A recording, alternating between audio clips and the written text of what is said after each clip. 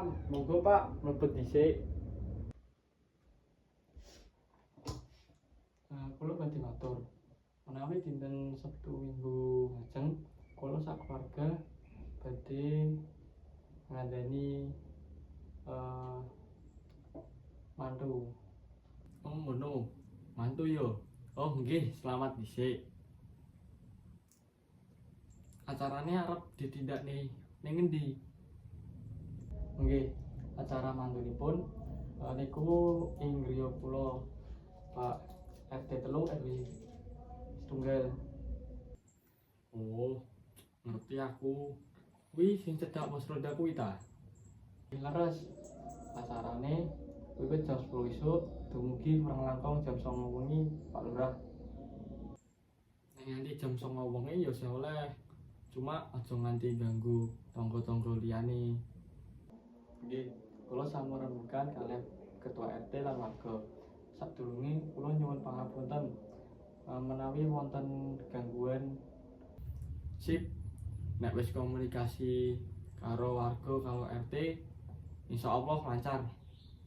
Ugi Pak Lurah, kula nyuwun izin kangge parkir kendaraan tamu wonten pinggir dalan. Nanging boten ganggu akses warga. Ya bisa, tapi kudu diatur sing tertib ya. Yen bisa pasang tanda utawa petugas sing ngarahke parkir. Matur nuwun Pak.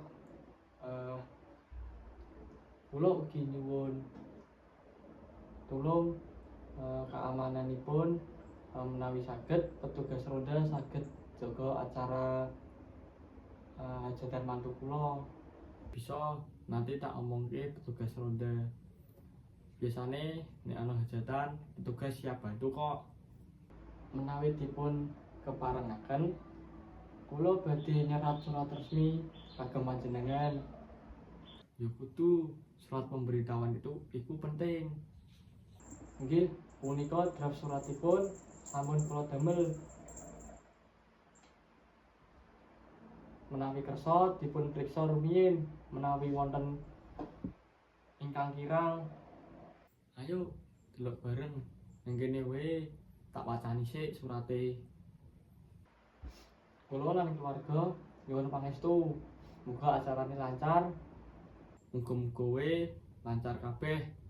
Tamune wareg lan mantune sehat lan barokah.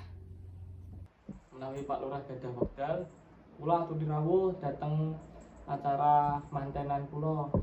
Yo insyaallah nek ana kegiatan lainnya tak usahake rawuh. Kula pamit rumiyin Pak. Matur suwun sanget sampun dipun tampi lan dibantu. Yo hati-hati mulih. Salam kanggo keluarga. Muga acara hajatane lancar.